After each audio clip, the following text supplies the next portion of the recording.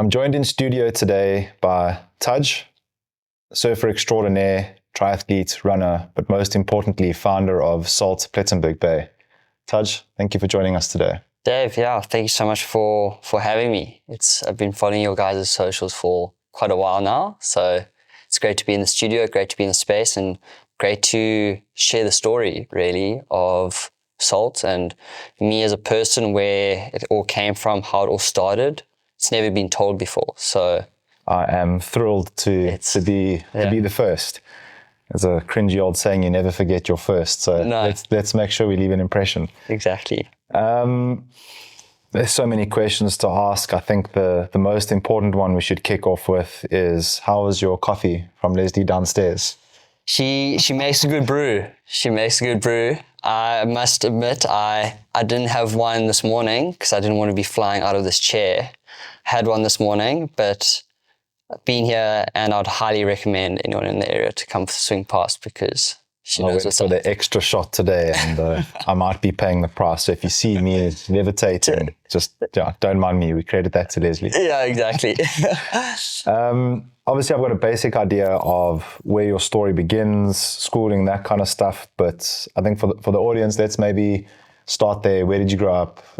What did schooling look like? And we'll eventually navigate our way to how we landed up with this epic brand of yours. This animal.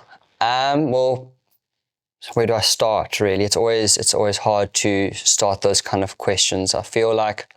Where's home? Home is Plettenberg Bay.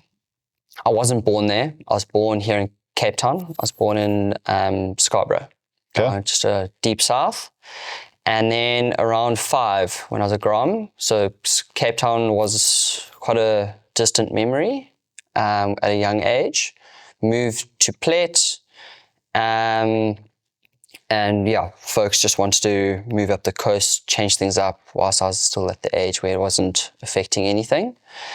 And that's where home is still. Both of them are, mum and dad are both living up in Plet. And I went to a small junior school called Greenwood, just a small school in Plet.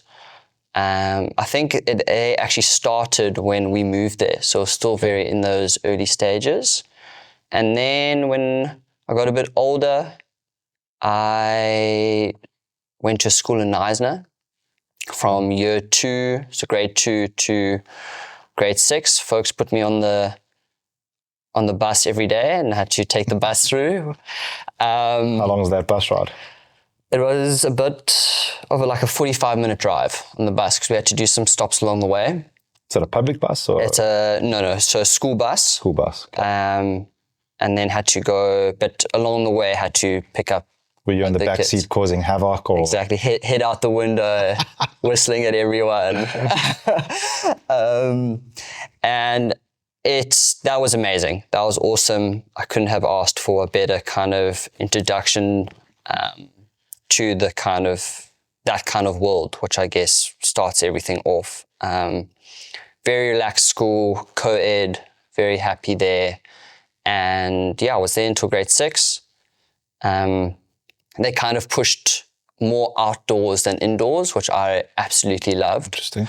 And I think that as a grom, as someone that's young, that wants to spend time outside in the playgrounds, socializing, not just conform to the norm, is crucial. I think it's super important, even to the extent where if it was bad weather, they said don't come to school. Dad and I were stoked. We would just go surf all day or go fish on the river, which was awesome. And so that was an amazing small community upbringing in that. And then... How was Dad able to go surf with you during the day? What is his... Dad... his story? Brief detour. He was... So when we moved, that was actually kind of the reason why we moved. He got a really good position in construction, in project managing sites. Okay. He's got an amazing eye. He can put anything together with great vision. Okay. And is that linked to all the development going on in So my mom frothed for Plet. She tried to move there when we were kids. Yeah. At about a similar age to what you were. Us being wily idiots rejected the plan heavily. We were like, no, this is way too wild. Like, where's our concrete jungle? We need My that. upbringing was the exact opposite of yours. Yeah. And a big part of me regrets rebelling against her vision of moving to Plet back then. But it was, what I remember then to now is... It's like yin and yang. It's completely different. Nazna in particular. Yeah. It's just like ridiculous. So is he part of that He was... construction? Yeah, I would say he was definitely involved with that kind of development. He got out of it when I kind of went to high school, he kind of pulled out of that. But to answer your question, how he could surf, he kind of just diced it between projects, really. Like in the mornings, we would surf, crack of dawn, we would get up early, go for daily, pretty much, even when school. Through winter, everything. From 5, 6 years old? From a gram, yeah. So before, I had to be at the bus stop at 7. So we would wake up at like 5. Summer's easy. Never a loss. Happy to get up. Oh, stoked. Was going surfing. Kind of. And I think that's what's kind of filtered into my life to the lifestyle that I'm living currently, is always just like seize the day, seize the morning. And then like you're so smoked by the evening, you just go to bed, you know. We kind of like live by that, like what he's kind of installed from me at a really young age is that 80-20% ratio. Like 80% you're having a kiff time, you're working hard, you self-preservation kind of thing. But the 20%, don't be hard on yourself if you want to go for a beer and it turns into a late night kind of thing. That's also okay, you know. And we can talk about that ratio a bit later on when I get older. It's clues to the puzzle. Yeah, exactly. But yeah, so he have an amazing relationship with both my folks, dad, and I are like almost best mates. It's super, super special. And I feel very lucky to have that relationship with a father figure. Siblings? I'm actually an only child. Okay. Yeah. And I'm only child, just me. And I think that's what's also helped us as a family to get super close. Yeah. And yeah, I've got a very, very special relationship with my mom as well. And which is actually kind of how Salt started. She was really like backing me, pushing me, and because she comes from the industry. So she understood it, and she just... Both of them absolutely believed in me, which is, I think, very important to have as a child, if you have siblings or not, to just have someone in your corner. And I think being an only child, it always comes with the benefits and the disadvantages of being an only child. Did you ever nag them for a sibling? I did actually. I really wanted a sister, a younger sister, and luckily I've got a younger cousin, which is a girl, and we've got a really special relationship as well. But yeah, being an only child, I think also the expectations that you put on yourself to please them can also be quite challenging, you know, because it's only you. You don't want to ever let them down. Never that they put expectations on me, but I think there will always be some underlying that you just want to do them proud. And I think that's a good thing. That's always... no harm there. No harm. So yeah, then after grade 6, when I was still at Oak Hill, I went to boarding school in Grahamstown. I went to a school in Grahamstown, St Andrews College. Okay. And because... Good school. An amazing school, amazing, absolutely loved it. And I think being an only child, I really benefited from being at a boarding school. Okay. Was it daunting at first? Were you like, most kids when they hear they're going to boarding school, either elation or... To be honest, I really wanted it. I wanted to go even earlier than grade 7. I wanted to go. Mom was like, no, you're my baby, you can't go. Driving force behind that? What was the... My dad went to boarding school. Okay. And I was like, that's sick. like, let's go kind of thing. And also, like I was saying, being an only child is very lonely, you know. And Plet, to be honest, as special as it is, I needed to get out of there. Yeah. Like, it's very tight. Everyone knows everyone's business. When you're a Grom, it's amazing because you can like walk the streets, go skate down the road with your surfboard, and it's 6 o'clock at night and everything's mellow. As you get a bit older, you kind of want to get out of there. You want to get out of that bubble. You want to expand. And at Oak Hill, sorry, I'm jumping up and down, but at Oak Hill, I was struggling with school. I was struggling quite badly with school. We didn't really know what was going on because I just couldn't take in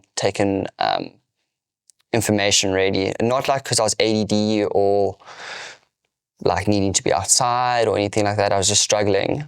Okay. And later on, we kind of realized when I went to St. Andrews, I was diagnosed with dyslexia. And St. Andrews is an amazing, mainly pushing academics. So they'll do whatever they can to make sure you get a pass, which I guess I look back now and I'm super grateful for that. At the time, I didn't like it at all. Sure. I didn't want to be at school. Hindsight's 2020. Yeah, exactly. So needed to so I'm super grateful for my folks making the decision to send me there, and I'm just happy that I was also willing to be at boarding school. And so that was kind of my schooling era. You surfed throughout school? The school provided surfing. Not really as much as I would have liked to, just because it was more of those traditional school sports of kind of hockey, soccer, rugby, cricket, footy. Exactly. Rugby was the major one. Rugby was major at our school. I was more of a hockey player. I enjoyed that. I played rugby in matric, which ended up breaking my foot 3 days before an Indo boat trip. Oh, no. Yeah, devastating. Rugby's dead. So rugby for me, I would rather be on the sideline watching. And so went to as a three-term boarding school and absolutely loved it. But I was there for sport. I was there purely for sport. It's kind of, everyone finds their release somehow. People find their release by being in the library and studying like crazy. I got my release by playing sports or team sports. Absolutely love that. And it was quite an interesting dynamic, that, to be honest, because when they heard that I didn't want to study after school, because it's not the norm, what everyone calls the norm. You have to get a matric, study, do articles, do your thing, be on a conveyor belt, and be you just a number kind of thing. And if you're not doing that, I got asked this at school even, like, what are you doing here kind of thing, which is hard, you know, like you at 18, you think you know everything, but you don't know everything. You know nothing. You know very little. Still to this day, I'm still learning at 26. You know, I'm still learning so much. And I think as someone that thinks they know everything at school, and then them getting told they need to study, can be quite daunting in a way. You're not sure if it's for you. I mean, I know so many people that decided to go studying and ended up just of 4 years of chopping and changing degrees, you know, and where they could have just been, what they wanted to do at the time was like go on the boats or something like that and have an unreal experience and then come back and study. Because you can study at whatever age, really. And if that's wanting to be online studying, you can do that as well.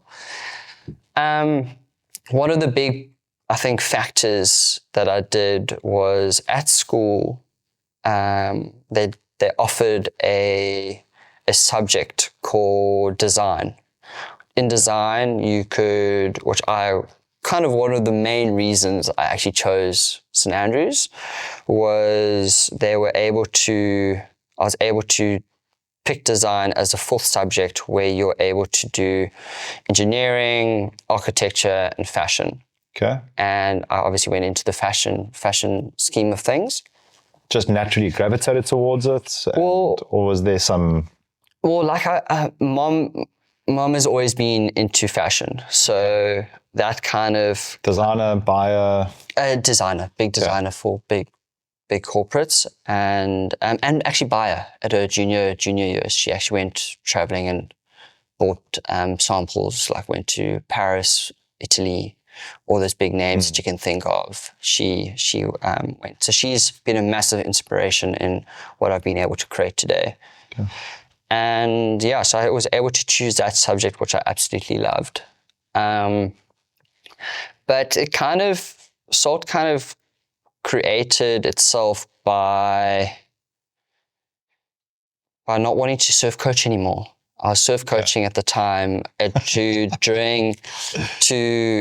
getting like an absolute like matchstick tan, looking like a matchstick, like tan face, tan hands, and pasty and white. Underneath, you look ill. You look crook.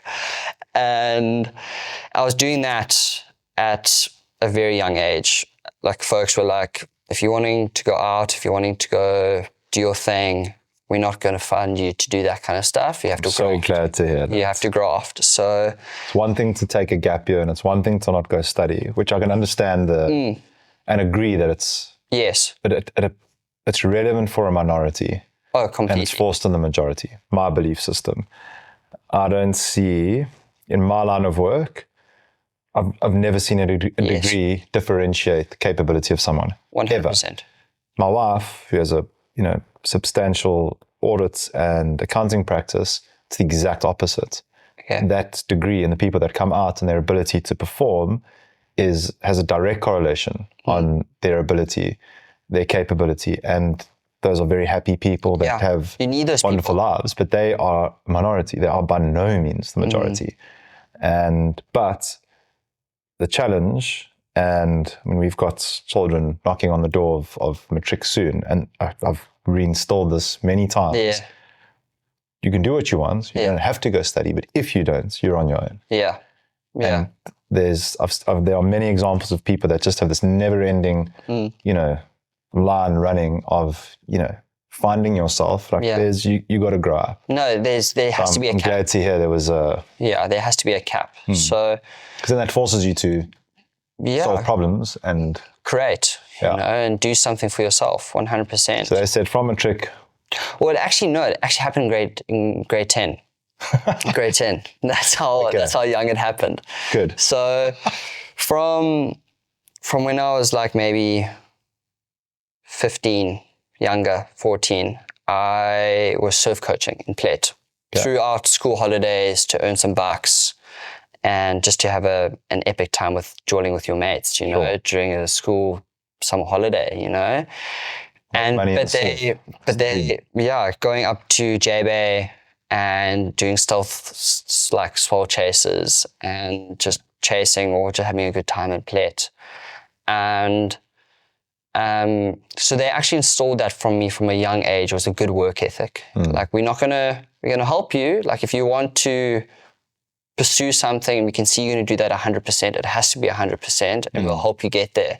But best believe you're going to be paying us back. Yeah. Like you're not going to. It's not like you're on your own. Like we will help you, but you're on your own, and then there's a bit of a kickback that you have to give. Sure. So that was installed with me at a very young age, which I'm extremely grateful for. Especially being an only child and the stigma around being an only child, you like just get panded stuff. Yeah.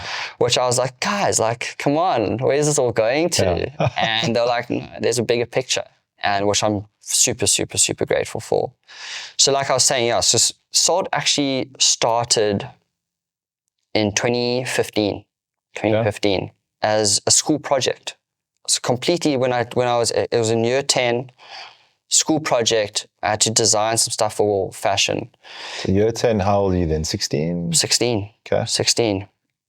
And I did, like I was saying, I chose fashion, made some simple t-shirts, simple boardies, and When you say made, like made. Yeah, like made. Material, I sourced all of that kind of thing. And I showed Mom this, and she was like, this is pretty cool. Like, let's maybe just get like 50 of each.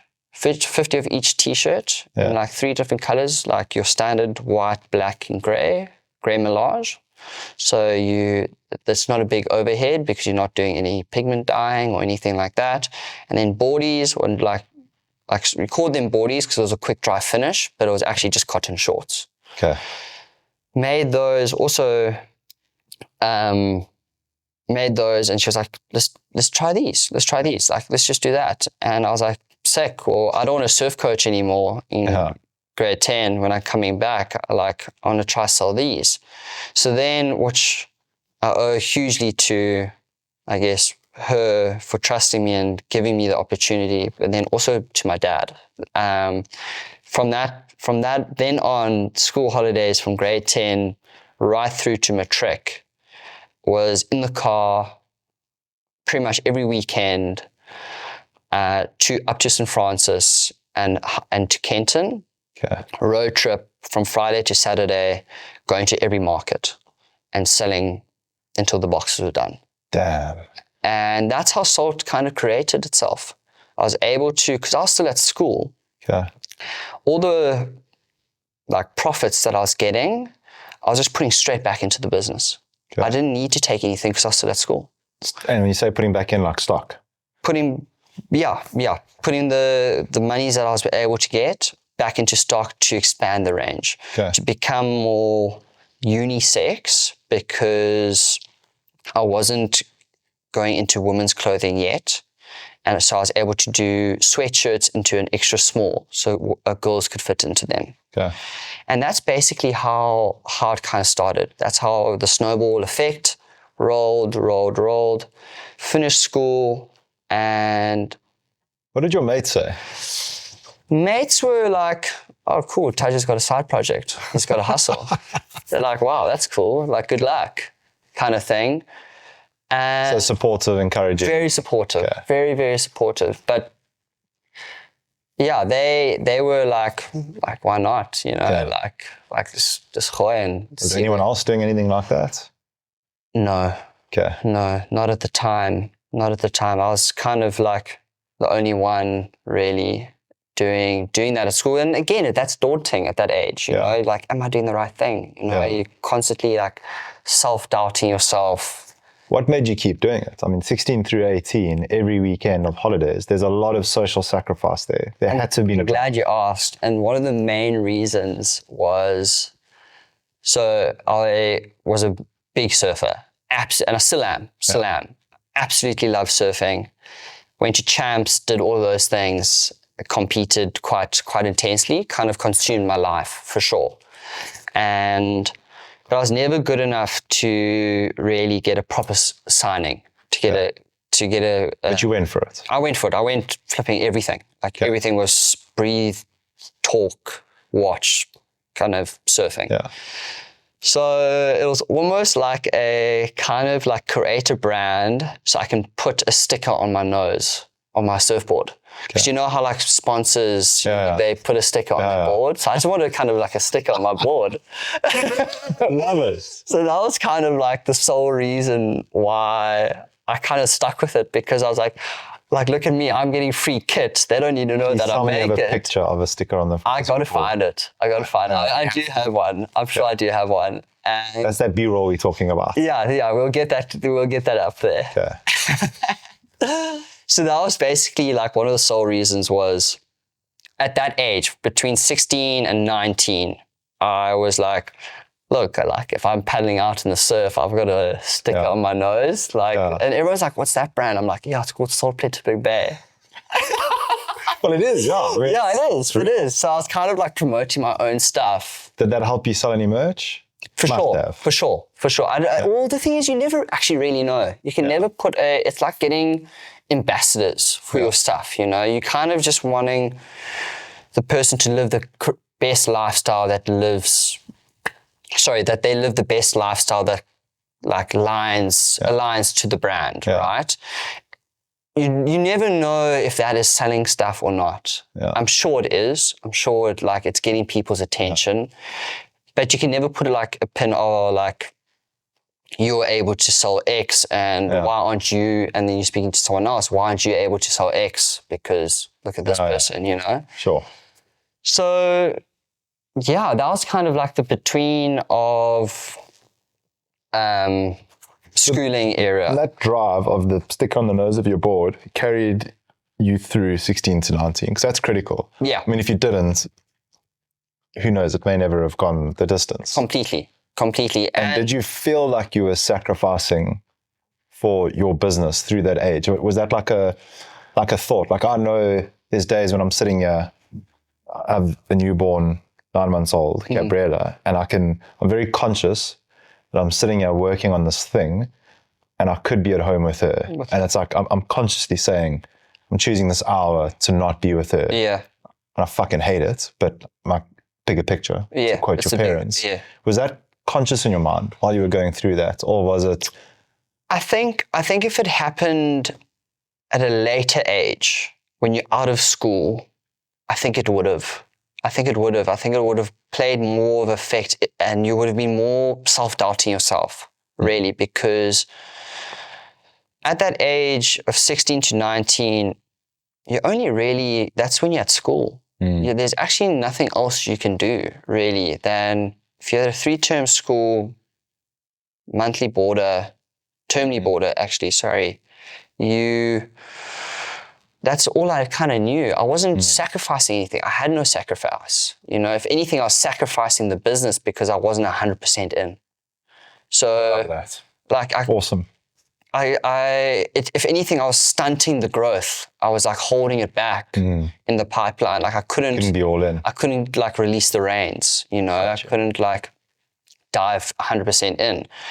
And then when I got to 19 out of school, I was able to then dive straight into it, you know, and it already So you did. From school, it was just like, I'm giving this thing horns. Yeah, so like it had 4 years of minor growth, of doing pop-ups, doing markets, going up and down the coast. Can you give me an idea of what sort of quantities you were doing there?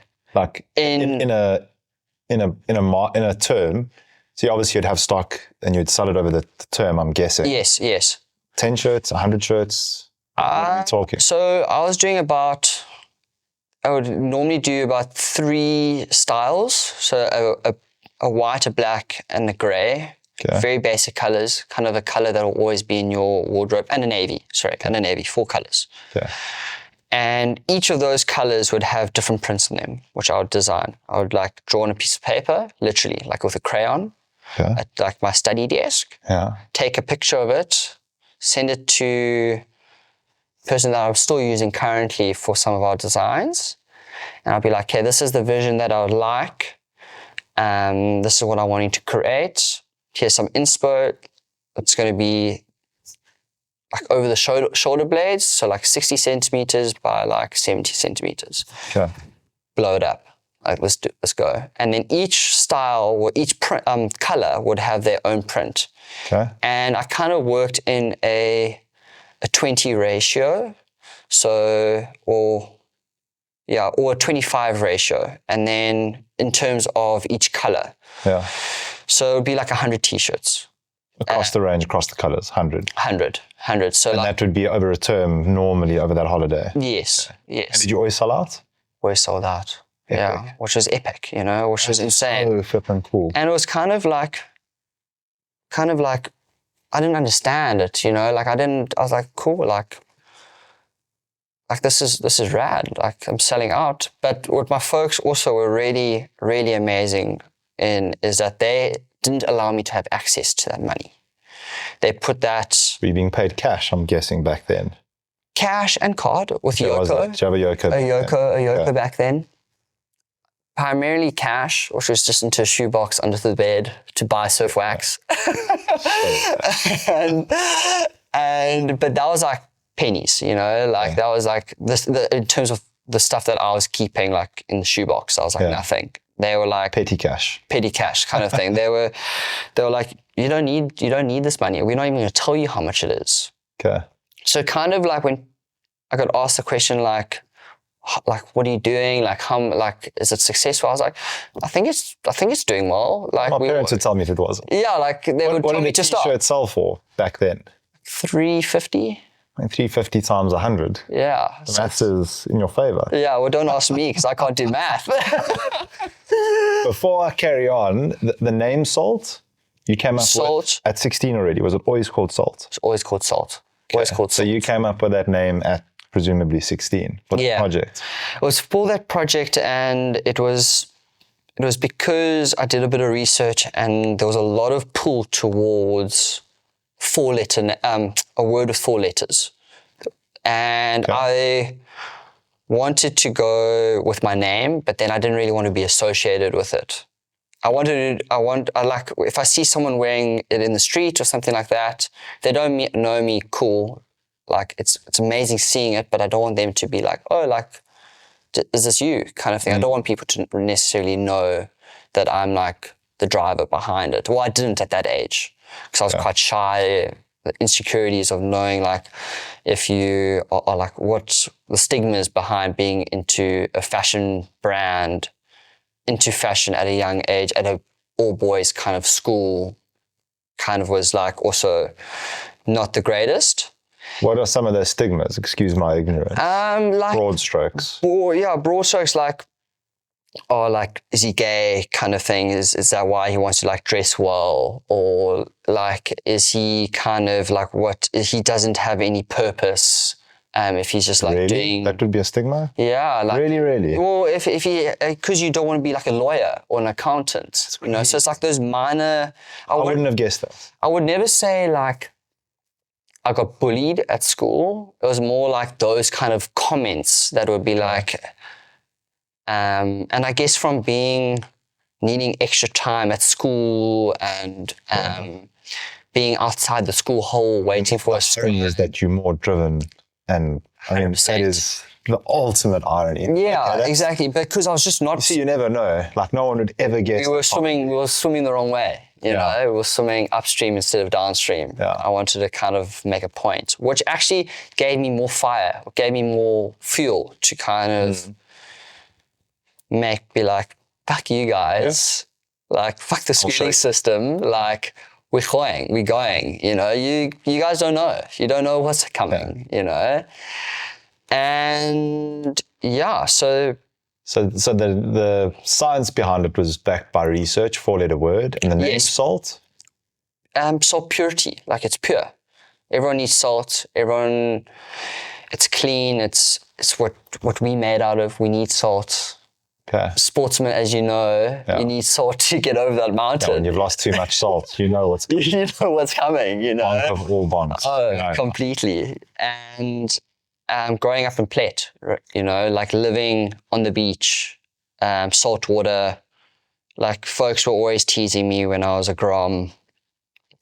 I was spending more time actually like in my wetsuit than like in normal clothing, 100%. Surfed that much? No. It was so gnarly. Yeah. And to the extent where I'd have like my long suit, and they got a size bigger short wetsuit that I'll double up. If that makes sense. Yeah. So like I had a normal wetsuit on, and then an extra short wetsuit, which was a size bigger. So I had like. Was that because the water was so cold? Well, so I could last longer in the water. So so I could literally last long. I'll try to find a photo. It's a classic photo. I'll try to find it. I think I've got one. Are you lasting longer because you're staying warmer for longer? I'm staying warmer for longer because now I don't have insane. I don't have like a 4-3 And at this point, is that because you're training to make that level, or is that just you frothing so much as a kid to be in the ocean? I'm just frothing so hard to be in the ocean. I mean, that's brilliant. I mean, who doesn't want their kid to be? Exactly. You're obviously not scared of sharks. There's Plet, the few times I've been to Plet in my recent adult years, I'm trying to think of the name of the beach, closed down, great whites, spotted in the bay. I'm just like... Big time. The thing is, I think... Puck scared of sharks. I think everyone that says that they're not scared of sharks, I think they're lying. Yeah. I think us as humans, we hate being hunted, you know, like... The feeling and the knowing that someone's bigger and more scary that is going to hunt you and put you in your box. Yeah. It doesn't sit well for anyone. I don't care who you are. I'm pretty sure you will have that feeling. But definitely because I've spent so much time at a young age in the water, I've made peace with it. So No encounters? I've had a few encounters. As in like you've seen a fin? Yeah, like from you and from literally this far away. And they're just not bothered? I think, great whites, I think they're such apex predators. Great white encounters? Yeah. Specifically? Yeah. So... No, see that. I'm just like, I'm walking out of here. I can't even listen to it. Get out of here. I think great whites... Yeah, so that's the shark that we get in Plet. We don't get bull sharks, we don't get tigers. Those are You just all get the makuru bass, the fucking OG. the guy that's going to own That's you. too much for me. There's no ways. There's no ways. Yeah, so they... In that moment, you must have. In that moment, you kind of like, oh fuck. It's an oh fuck feeling. You're like, holy shit, like I'm this big. And I think that's what you should actually take that into everyday life. Like, you're actually this big. Yeah. Don't bring your ego to this big because you'll just get humbled. Yeah. You're just constantly getting I humbled. like that. Yeah. And the ocean teaches you that, and because there's apex predators, it's like if you wore a guide in the Kruger, that lion or that leopard. Yeah. That thing's been stalking you for so long, you don't even know. You don't even know. I've had a saying for many years. My daughter loves the ocean. I like to look at the ocean. I don't go in the ocean. I've been dragged about it for years. And my rebuttal is always, when you go to the Kruger Park, do you get out your car and go and walk through the Kruger? Yeah. You stay in your fucking car. Yeah. Yet, somehow, when we go to the ocean, it's like, oh no, wait, this is play. Like, don't worry, the great one, like, it's the same thing. It's the same. It's actually worse. Yeah. You're born on land. In the water, you're nothing. You're nothing. You have no chance. Like, but the better chance of being struck by lightning. I was like, okay, when there's a lightning storm, are you outside in your garden with your umbrella? Yeah, exactly. You're inside. Cucking yourself. Yet in the ocean, it's like, don't worry. 100%. It'll be okay. And I know on the whole, the data's on the side of those people, but I like that analogy about, keeping your ego in check. Yeah. Because if you start splashing and like making a scene, I think, you toast. You toothpicks. So you can see the size of that thing when you're in the water, when you encounter it. Like, is it it's huge? It's big. It's scary, for sure. It's 4 meters. I'm actually tripping balls just thinking about it. No, they, but the thing is, I think it sounds weird to say, but I think people that know sharks or understand sharks, or if you give them the time of day to kind of like do the research on them, talking about great whites now, is that they're so apex that they would have sussed you out minutes without you even knowing before they are like here. They're like here, but they've already checked you out. So when you see and you're safe. Yes, 100%. Unless you start like panicking and all of that. So like to answer your question, when they write here, it's like a oh fuck moment. Like holy shit, this thing's gonna absolutely ding me. But if you stay calm and like relaxed and all of that, they might suss you out, like what they have done in the past. They're like circled, they've like come in between us. Hectic. But then if you go up the coast and you go into like the bull shark kind of territory, those guys are like kamikazes. They'll go, I've seen those, they'll go for anything that's float. I've seen when I've been up in the Transkei, and Transkei's wild. That's freaky because of all the rivers, estuaries going out of there, brown water, murky, can't see anything. But like I've been up there in winter when the heavy rains are coming down, and you see like bull sharks in the mouth there, their fins. No, you don't go in the water. It's like you're asking for cuck if you're going in the water. But I've seen bull sharks take down car tires. I've seen stuff like they just want to taste. They just want to see what it is. Aggressive and inquisitive, the two worst things to mix together. Exactly. Because they can't touch, And so Yeah. that's kind of the shark scene in Plet. I couldn't not detour to the. In terms of the surfing and that philosophy you mentioned, just one about how it's taught you to keep your ego in check. Are there many lessons, or certainly are there more from surfing or just from that being in nature that you take into your business and you embrace as an entrepreneur and business owner? For sure. I mean, I think ocean encounters, I've had my fair share of scary ones.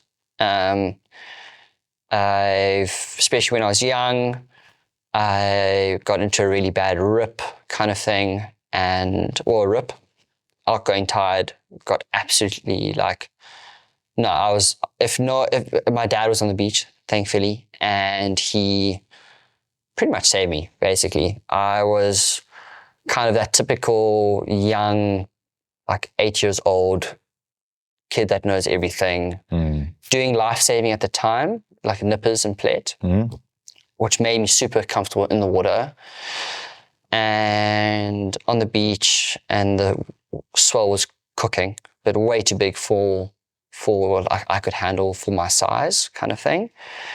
And Dad was like, "Tadj, don't go out there. It's outgoing tide. Don't." And I was like, "Oh, Dad, you know nothing. You know nothing." Yeah. Paddled out, and that's probably one of the most scary moments, and I can remember it like that. Okay. If you ask me, what is the scariest moment, it's probably that. I was 8 years old, getting completely worked. What you think of the worst of the worst happened. Okay. And that, for me to take into, I wouldn't say take inspiration from that, you asked, but to get humbled, kind of thing. Take the lesson from it. Take the lesson from it. But to answer... What was that lesson? Other than listen to your father? You don't know everything, kind of thing. There's so much more to what you think, There's so much... Take a step back and look at it in your shoes or from someone else's shoes, and look at the scene, Don't just run head first into the ocean or into anything, Be calculated, be okay, the rip's there, let's go here, and be like the great white shark. 100%. Sus from afar. Sus from afar, and then when it's A time, just beeline, So I think that is definitely carried through for sure, is be calculated. When you have that gut feeling, listen to it. It's genuinely right. Did you have a gut feeling that day?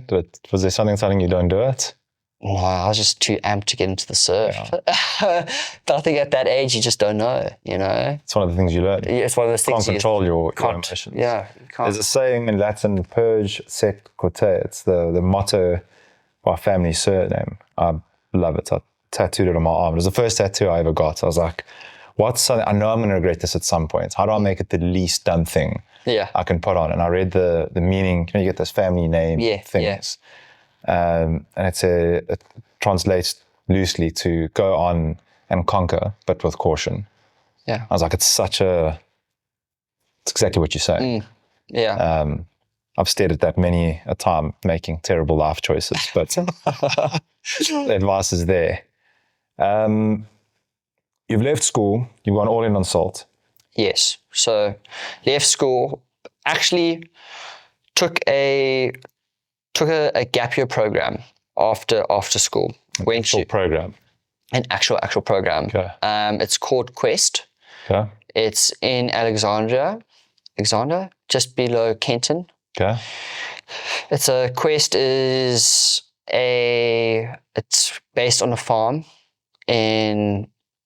basically in the Eastern Cape, and it's a course that teaches you, if you can call it manhood, I don't know. Yeah. Where you learn to do the basic electrical work, how to do livestock so they're not overgrazing, how to run a set of books, sure, how to do fix a geyser, changing tires, light bulbs, the basics to the most extreme kind of thing. And that was So what schools should be doing, actually. exactly kind of it. So when I heard about that, I was like, I'm doing Full year. 7 months. Okay. 7 months. And That's amazing. I've never heard of anything like that. yeah, it's absolute. I would highly recommend it for anyone that doesn't have that burning desire to become a doctor or a lawyer or something like that. Yeah. Which you need to go study. Is it available to females as well? It is. Okay. It is. It is available to females. The core program, which is 7 months, is guys, and then there's a extended program for 3 months where the guys can specify into game capture, into yacht masters, into becoming some form of tradie. If it's a chippy, if it's a wood, like someone does carpentry, electrical work. Yes, if you're wanting to, epic, man. I'm definitely going to go look into that. even if you're wanting to become like a full paddy kind of instructor for diving, they even go into that kind of thing. Yeah. So it's a very broad program, and I was like, I got to do that, like I just had that desire to do that. Again, outdoors, absolutely loving it. And actually the main thing from that program was a massive, massive physical aspect to it. Waking up at like 5 a.m. throughout winter to like a massive dong, like one of those massive bell dongs, get down and like big fitness. And that's kind of, I've always been into fitness, but that's where I truly, truly, truly found the love of training and physical aspect, to the benefits, the endorphins that it gives you, the release where... What did their morning routine for training look like? So those dunes that you see just outside of PE, you basically just go absolutely suffer on dune sprints. Just for 1 hour, up and down a dune, you are just in the hurt locker, or that whole hour. Yeah. And if you're not there at 6, so you wake up at 5, you're not there by 6, you do like an extra, like something ridiculous. Horrific. Yeah. Okay. And through that, you unlocked an appreciation for fitness. And which where a lot of people would think the opposite would. Yeah, 100%. Where that kind of, I think going into Quest, like going into that program with a very physical, active family, where we've always been, as a family, we've always appreciated the outdoors, trail running, surf ski paddling, just being kind of in shape, So if like you get a ring from someone and they're like, hey, like we've got this crazy like hike or trail run, come join us. You're like, you don't even think about it. You just like grab your pack, grab your shoes, hoi. You're ready for an adventure at any point in time. And that's kind of what I enjoyed leaving that program, because I was able to do some really cool events after that program, some trail events that I never thought I was able to do. Okay. And without that ground foundation from that kind of boot camp training for like 7 months, put me in such good stead, which has led me to... So you could go there as a lady and do the 7-month thing, but you'll be separate from the boys. I don't think they can do the 7-month program yet. Okay. They can definitely do the 3-month. I think they are looking at doing the 7-month for the ladies. But they can definitely do the 3-month, and they are as involved. They are doing dune sprints. They are doing like pole runs, like telephone poles, and you're running that on your shoulder. That's so important. It's such a... You're getting stuck in, you like herding cattle on horses. It's like, a lot of people don't know what to do. So that's the reason I'm asking these questions. I can tell you, our family's in that consideration phase right now. And it's like there is so little definitive, obvious things to do. It's like gap year and you go in au pair overseas. Like, where do you even start with that? Yeah. Is that really the best thing to do? Stuff like this isn't common knowledge. No, and it's so beneficial. And I've spoken to not a lot, but more than normal. If I see someone out, I was at a beauty spa the other day, and the girl sitting in front was an ex-fishhook pupil, and she had taken a gap year, and I sat talking to her for like 20 minutes. Where did you go? What did you do? What did you learn? So I'm trying to like gather information because it's not obviously out there. Yeah. And I hate asking ChatGPT or Grok for anything. I like hearing from humans. And it's normalizing a lot, but a lot of people are just kind of hacking it, which is also probably a good thing. It doesn't have to be super structured, but it sounds honestly so valuable. It's I think for ladies and for guys even, like, yeah, both. I mean, like I feel like my girlfriend, for instance, like, if I would hate, I know she can, but I think I would be a lot more worried if she was driving to work and she had like a flat tire on the side of the road and she didn't know how to change tire, you know, where I know she can. I know she's perfectly capable and I know she can. But majority of women out there aren't necessarily taught that, you know, even guys. Yeah. You know, they just go to the auto like mechanic and they say, okay, rotate my tires, thanks, cheers. Here's a bit of money for your time. Yeah. You know, where like you can literally like break down, change a spark plug, like if that thing goes, like if you see something wrong, you know, like what the bells and with like the lights coming at you, like, okay, that means this, like let's pull over, we need to change this. You know? It's not all like gibberish to you. So it's definitely worth checking out, 100%. I really, really recommend that. And then, but so we also getting sidetracked from salt. So whilst that was happening, I was still designing salt, still going 100%. And so you at Quest, because you physically located there. Physically located for 7 months. Designs? Still doing designs. Getting them printed? That photo, seeing that photo. How were people buying it if you went there to go to the markets and so? So by this time, Mom had opened a shop in Plet. She's been in fashion. Okay. And she that was shop called Salt? At the time, it was called Indalo. Okay. Indalo. She had her own clothing label called Soul, but her shop was called Indalo. And that shop, I've never met someone that has such a great work ethic than my mom. It's absolutely inspirational. And it's just, it's mind blowing. I don't know how she does it. I'm like, Mom, like, don't worry. Yeah. But so she had a store and I had a few, she was like, you're going to be paying rent for these? Yeah. But here's your space, put your stuff here. Okay. I was like, cool. Put it there. And then it was the 7-month program. So I still had that December to do the markets, to do the road trips kind of thing. So after Quest, so that is 2019 now. We've caught up to 2019. Okay. I am 20 years old. Yeah, 20 or 19. Can't remember, whatever. And then I've done with the program and I had always been wanting to go into the boats. And now I'm at that crossroad where I don't have a degree to my name. I haven't studied. I don't want to study. I really struggle in the studying environment. It's not calling me. Like, what do I do, kind of thing. And then I was like, okay, well, let's maybe try the boats, you know, like let's do the boats, but I don't want to go on there as a standard decky that has to wake up at 3 a.m. to polish steel. So when the owner walks out, all his railings are polished, you know. I was like, I don't want to do that. I absolutely love cooking. I love food. I've always loved food. And I seek enjoyment of when cooking something, seeing the people's reaction.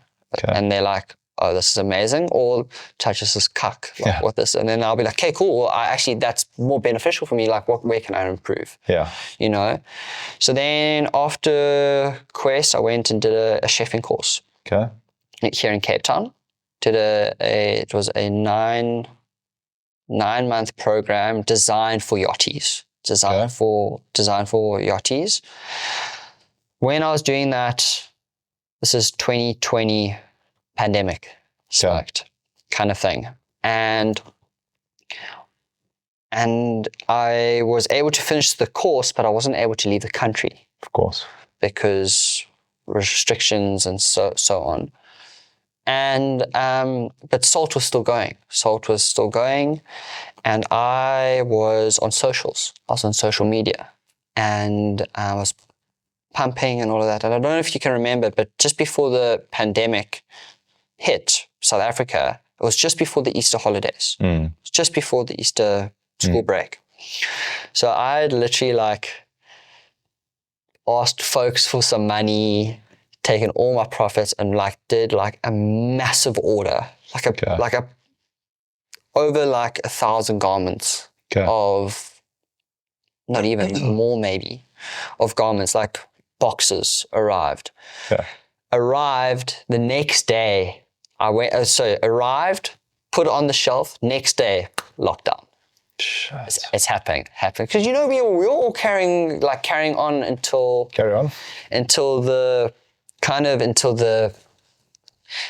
we never thought that it was going to it was never going to hit us. It was always going to stop. And so I had ordered all the stock. It was in the shops, locked down. But my saving grace was that I was online, I had an online presence that I had created from 15 years old from school. So I had all of that kind of support and kind of followers, if you can say that, following the brand, and from all the markets that I did with my old man up and down the coast. And so I had an online platform. My mom had to shut down shop, and thankfully, just before pandemic actually happened, she sold her business. She didn't actually want to be in retail anymore. She had like tapped out, I'm done kind of thing.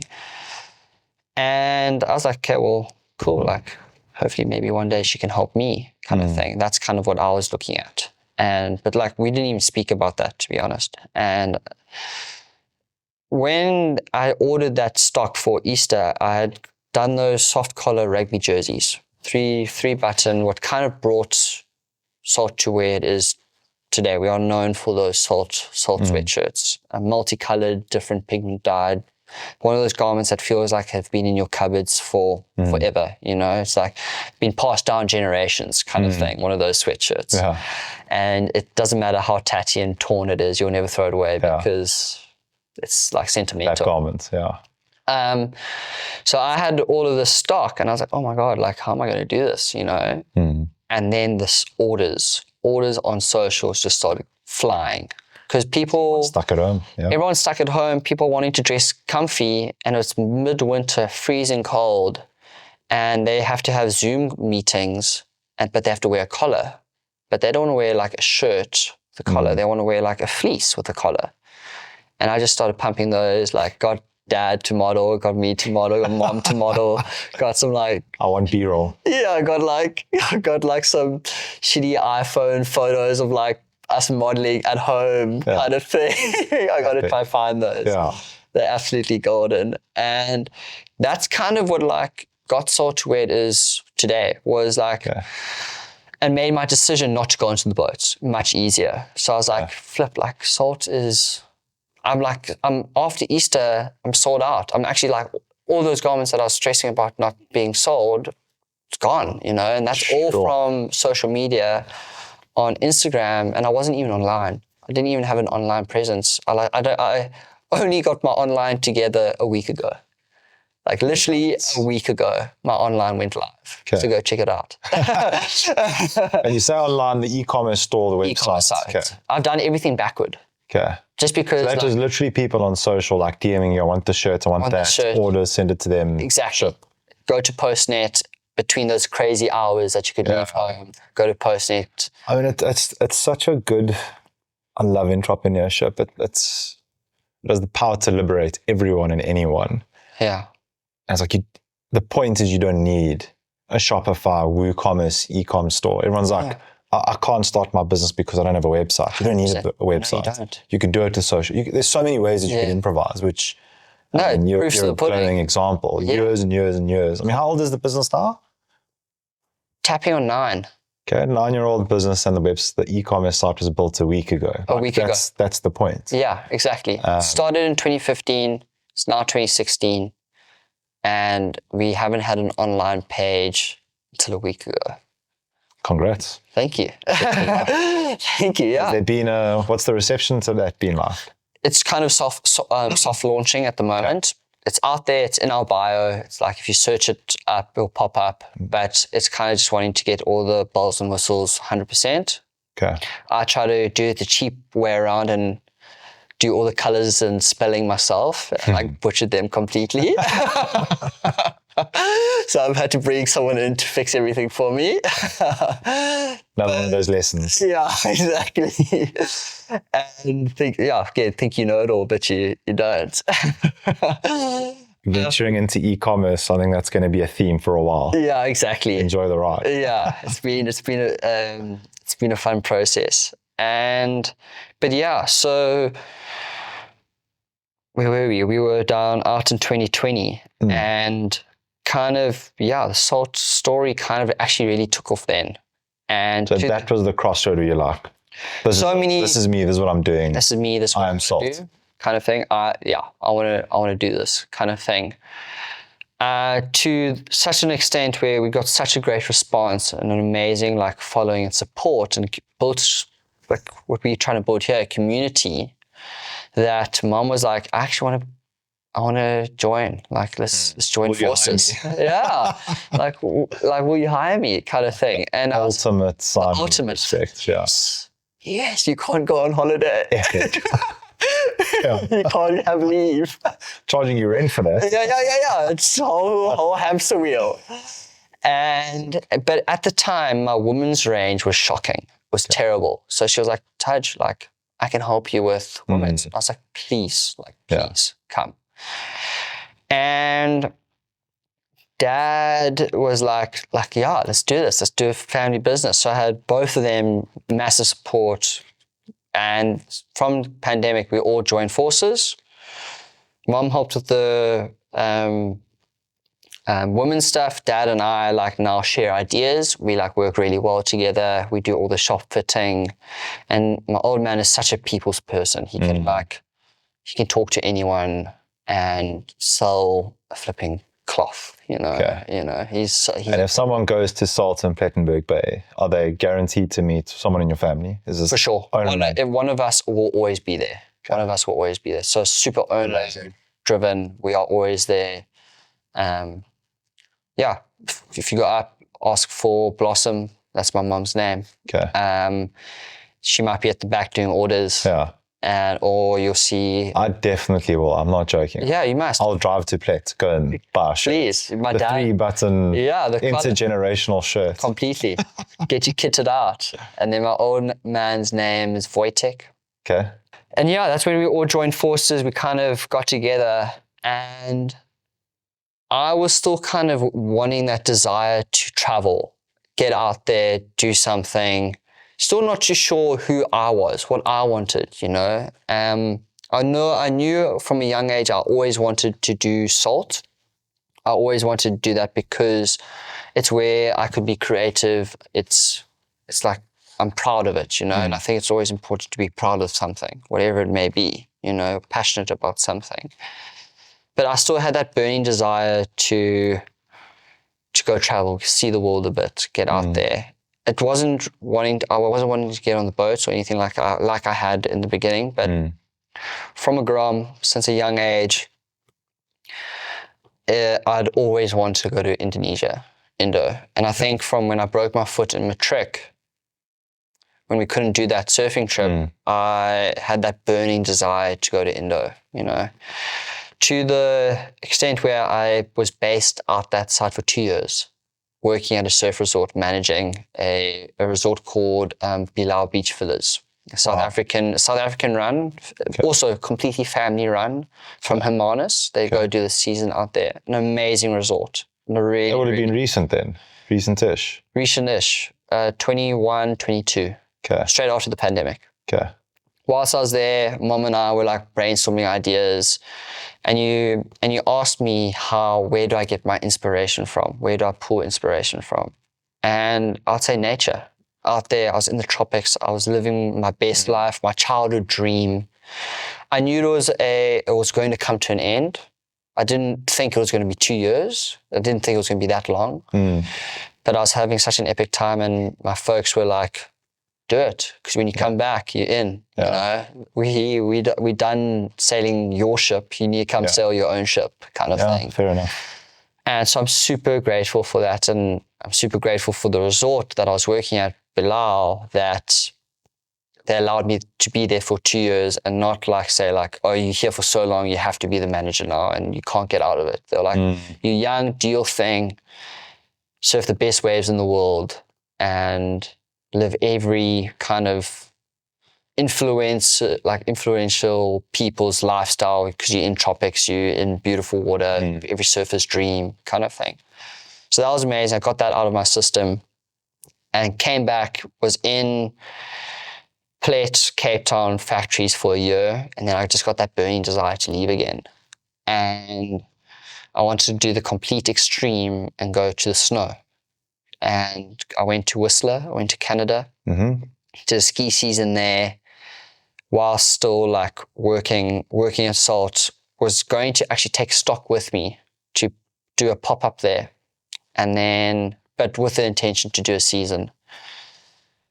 And because I also, again, like, because I haven't studied, I was like, who am I? Like, what do I want, you know? And I think as anyone really, as a male, so you're always wanting to provide, you know, and I always was afraid at that stage, I was always afraid to not be able to provide for a family because of that stigma, or fall into a relationship or find a partner that understood me for who I was, for not studying, and accept me for doing the entrepreneurship way and creating a lifestyle. So for sure, when I went to Canada, I was still like looking like, oh, do I have to really come back and do an office gig where I'm so in love with creating salt, you know?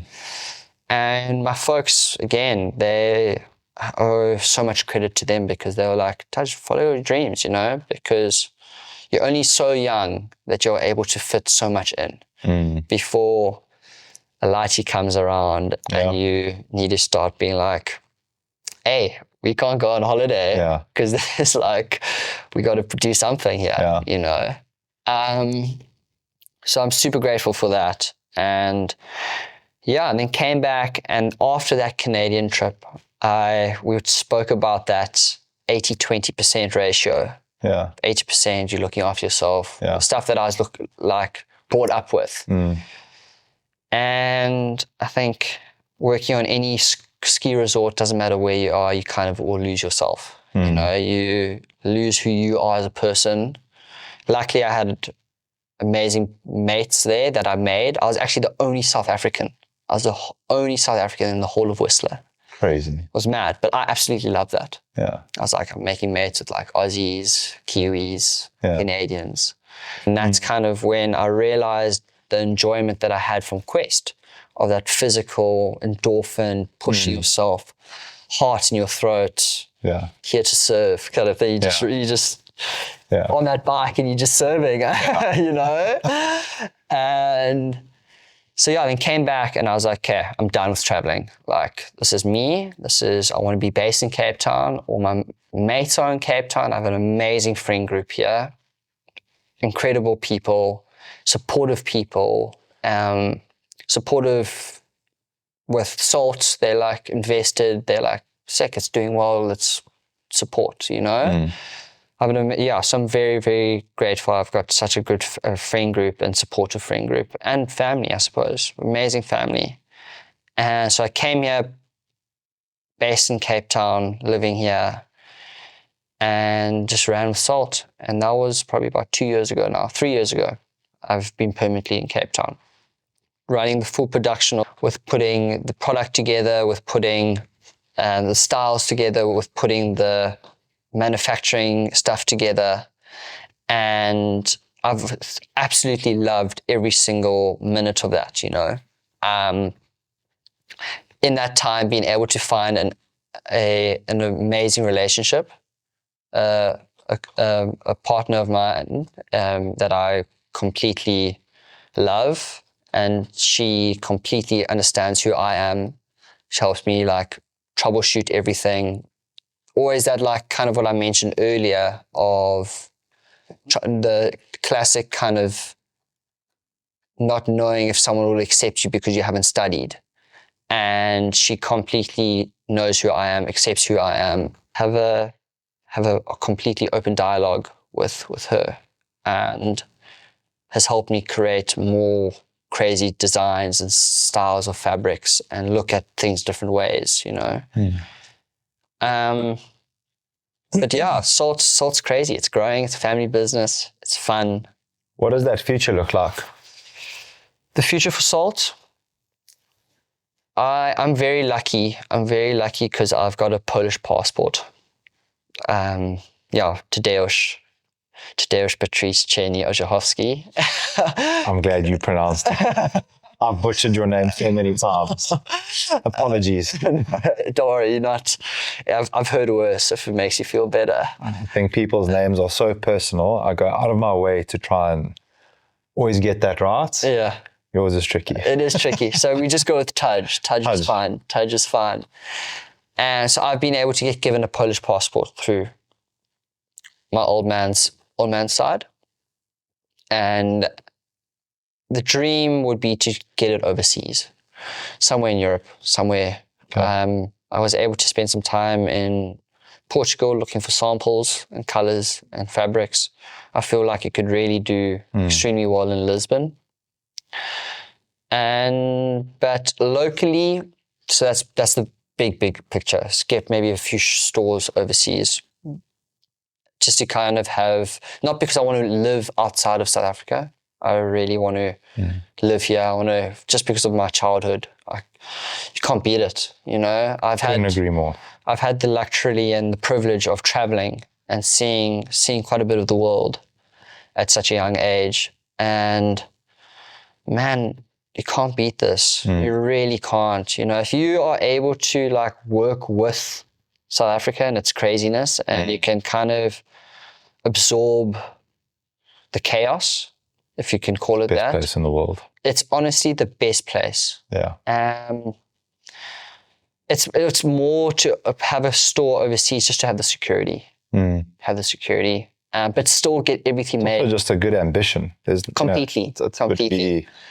I know a few businesses, mine included, that have dabbled. It's diabolically difficult. The majority of which have regretted it, and could have spent the same funds doubling down locally, and at least from a commercial standpoint, the majority of the people that I've had that conversation with believe they would just purely brands and cents that have more money, that spent that money expanding overseas, expanding locally. But the experience of doing it is worth it. Yeah. And it was like, they had to scratch that itch. I've got to know, am I capable of taking my brand overseas? 100%. And yeah, that's, by that measure, I'd say, dive in, go all in. I can't agree more with you. Like, I think it's definitely an itch. It's a scratch, it's a scab that I have to peel off, you know. And I don't see why, arrogantly, I don't see why I wouldn't do well. And I think in these kind of industries, you have to be some form of like, you just got to believe it's going to do well. Because if you don't believe, who is? Yeah, right? 100%. But I'll still get it all made locally, because currently I'm still getting everything made locally. Everything is made in Cape Town, one factory in Durban. All my other factories are here in Cape Town. All the fabrics are locally outsourced. Besides linen. Linen is brought in, but brought in on containers, and just fabric rolls. So it still gets stitched in South Africa. Why is that important to you? Give back. Total give back. Because I want to be here. I don't want to be paying someone in Thailand for that community to grow, where I want our community to grow. I want us to succeed. I want us to get back to the life that we deserve to live in South Africa, Couldn't agree more. that textile industry used to be extremely strong. It was There's huge. so many stories about the heyday. It's like I find them hard to believe. Yeah. I've dabbled in my never-ending quest to get a cool micro active hobo t-shirt brand going. Yeah. I love a t-shirt. My favorite garment in the world is a white t-shirt. I just can't go wrong. I'm colorblind, so you'll see it's just white t-shirts, black t-shirts, and then there's like the unknown pile, which is just like fuck knows what those colors are. When the washing hasn't come back, you just pull one of those. And I have had the same. I'm extremely local, proud, and pro South Africa, and I think a lot of people are. Yeah. The majority of people I speak to like hate color politics, couldn't care less about factionalism or tribalism. They're just like pro South Africa, the Springbok model. Yeah, 100%. And the more people that do it, the greater it will be, and everyone will share and prosper in that. And the losers on the outside that are playing all the other games will just they'll just drown out. Like losers do in life, that are just sitting there negative the whole time, like they'll just drown out. And you listen to people, you'll know it better than I, that talk about what it used to be like back in the day, and they blame policy. People that in government made certain decisions and policies that made it very difficult for South Africans to succeed. Yeah. But there's a few stragglers, and you'd be dealing with a couple of them, and I don't think it's long before South Africans go out of their way to make sure that what they buy is truly local. Yeah. Like, get rid of the proudly South African tick box. Don't give a shit. Show me that you're local. Yeah, exactly. And it shaped my purchasing decisions. Yeah. I literally I'd spend double for something I know is truly authentically made local and feeds a community. Yeah, Whether that's Tadj and the people that he supports, like, why go and buy some label produced in China that's just like completely monetary focused, and our quality is getting good. Like, there's some really good shirts. Really good. Quality's really good. Like, people underestimate the amount of quality, like the quality here in South Africa. I haven't had to search for. It just comes. The quality that comes out of these factories are incredible, South Africans are craftsmen, second to none. You can go look in almost any sector, sport, tech. I mean, look at some of the wealthiest guy in the world is part South African. Yeah. Elon Musk sending fucking spaceships out to catching them with big claws and like, literally. what the hell? Like, South African. Yeah. Educated in Pretoria. Yeah. Like, can do what he wants. He is who he is. Mark Shuttleworth. Yeah, like, 100%. You've got these absolute ridiculous, Nelson Mandela, one of the greatest icons of all time. Completely. Debatable by many, but like, look at the merits of what he did. The Roy Falk, controlling thingy where you look, the gun goes, like that tech bought by America. Completely. Like, the list never ends. And I think fashion-wise, we're totally underrated. There's not enough screaming and shouting. Our music's really good. Our food is the fucking best in the world. Yeah. Keep your Michelin stars. Yeah. Chefs are better than 100%. anything. Like, your average chef and yama on the streets in like any location. Exactly. Will trump anything overseas. And it's just, there's so much to be proud of. We're so flipping good at everything that we do. Well, I think because we're so passionate. We're so and resilient. Completely. This place, nothing comes easy. No, you have to grind. Yeah. It's a grind. You're just grinding away. But the grind is healthy. It's good. It's a good grind, It's not a negative grind. And because it's to the bigger picture, it's like the greater is great, and the greater's still going to come, I think our best days are ahead of us. No. Speaking of grinding, I'm going to change topic completely. I love the story of Salt. I truly hope we can become a stockist of a select range of epic designs and be part of your story. I love the brand, and I truly am on a mission to Plet for the sole purpose of going to see it in person for myself. We were there not long ago. I wish I had done this then, so I could have gone and dabbled. More of a reason to go up. For sure. I love Plet. I really do. It's probably our favorite holiday destination locally. And J-Bay. Yeah. I know that fitness, cycling, triathletes, you've dabbled in quite a lot. Cycling is the main Cycling is definitely the main focus. Stick at the moment. Tell us a little bit about your cycle community. Where do you hang out? Where do you ride? favorite climbs, favorite segments, and we are no doubt going to work towards some DC banter. Yeah, that's for sure. Even maybe DC kit, we could look at. My word, yeah, the froth. The froth will be so good. Cycling is kind of, it's a new love. It's a very new sport for me. And what I just love completely about it is the places where you go to, you know, the places where you are able to get to with just a pair of two wheels, you know, and it's a destination. It's where I feel like I can think clearly. I feel like I get so much done, and I leave home in dark, and you're riding with your little light, and you just like, it's just you know, and you're just listening to your thoughts and you're processing what you need to get done for the day. You get back, you've ridden up to some of the greatest places in Cape Town to Chapman's Peak, for instance. People fly around the world to go there, to look straight into the Sentinel.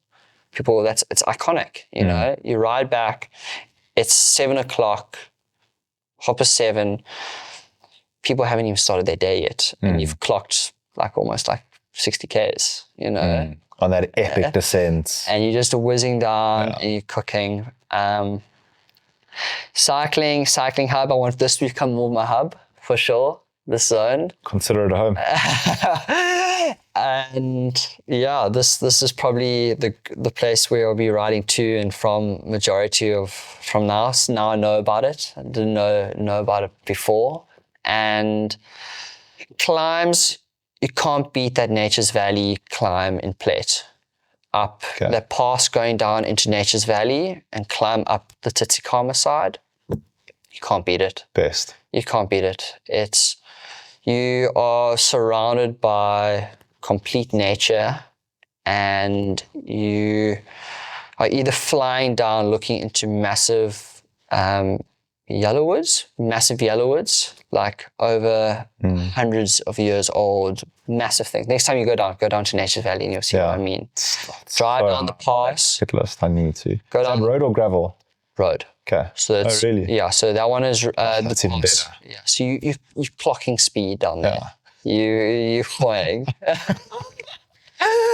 And so that, and then you're just flying down, and then you know there's just a beast coming. Yeah. And you're just climbing out of there. But the thing is, it's so enjoyable. I absolutely love it. It's kind of where I actually fell in love with cycling.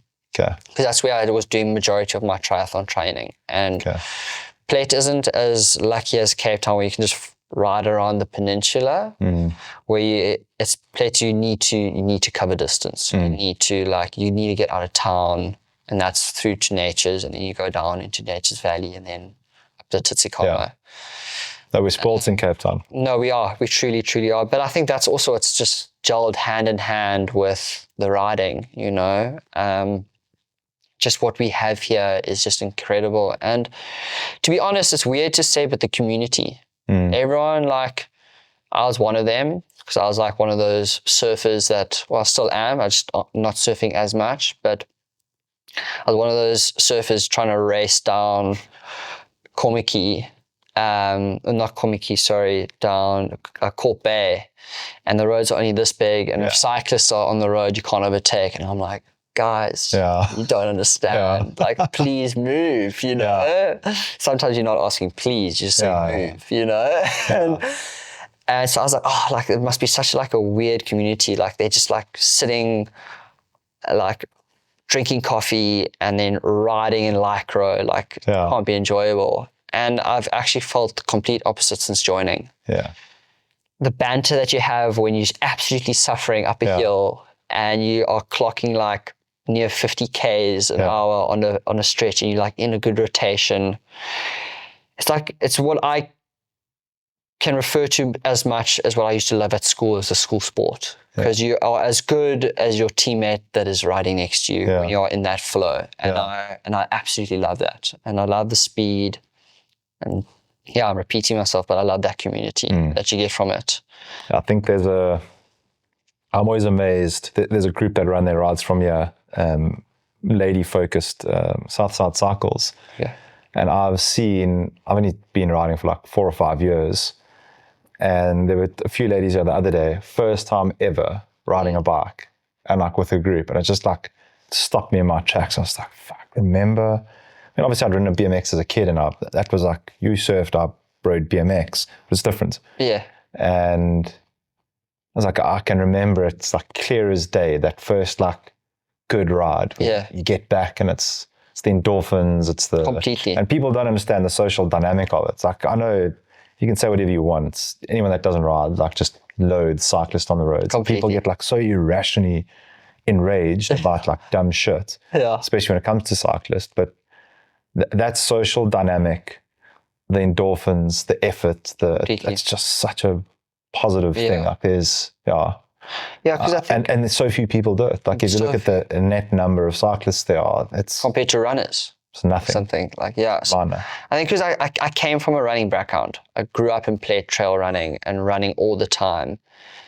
And I just always like, you run like a Saturday long run, you know, it's like 2 to 3 hours distance, it's far, you know, but then like your Sunday, you're torched, you know, your knees are sore, your legs are sore. It's really harsh.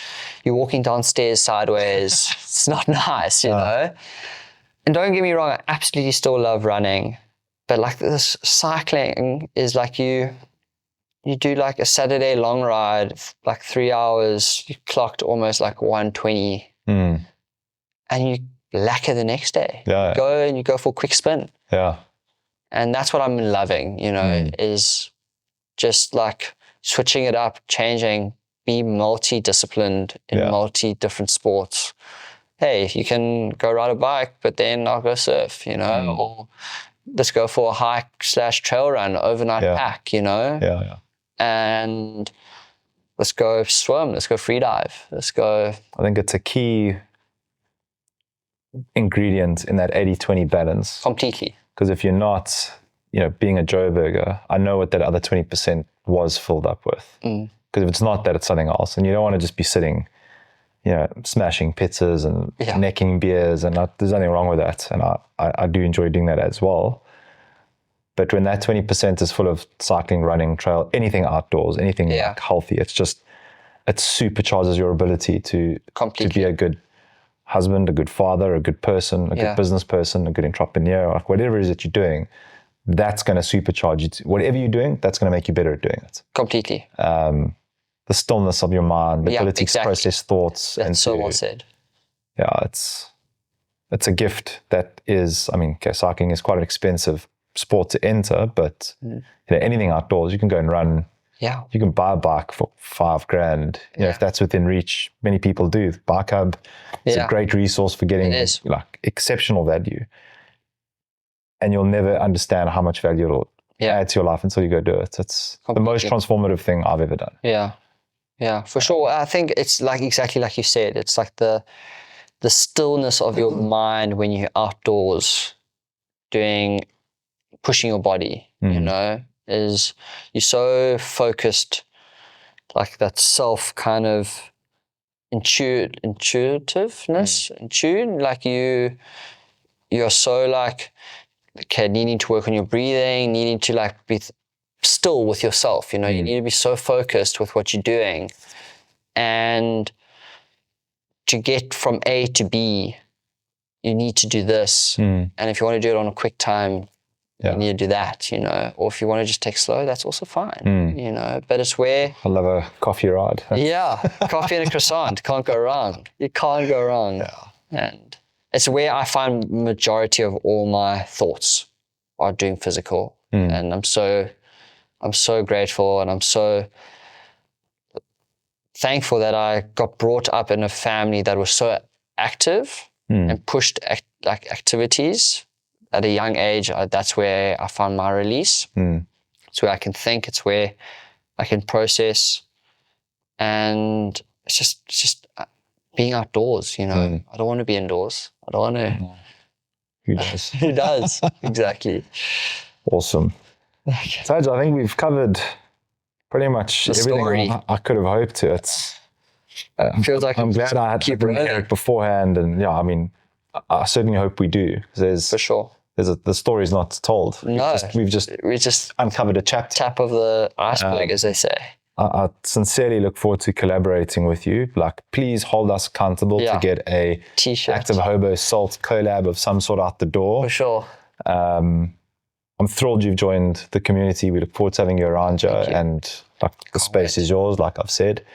But most of all, thanks for sharing the story. I mean, you left no stone uncovered, and yeah, a lot of respect for what you've done. I can't wait to meet your parents and to shake their hands and congratulate them on the son they've raised, because that's a true test of, like, that's your real life's purpose. It's a business now and it's everything else, but the child you raise is the true testament to your character. For sure. And by that measure, your parents have done flipping well. Oh, thank you. Thanks for joining us, and look forward to many more. No, thank you. It's great to be here, and thank you for giving the space to tell the story, because like I said right from the beginning, it hasn't been told, and I've been waiting to tell the story, waiting for the right place, and this is it. Stoked, man. Thank you. Cheers, bud. Ciao.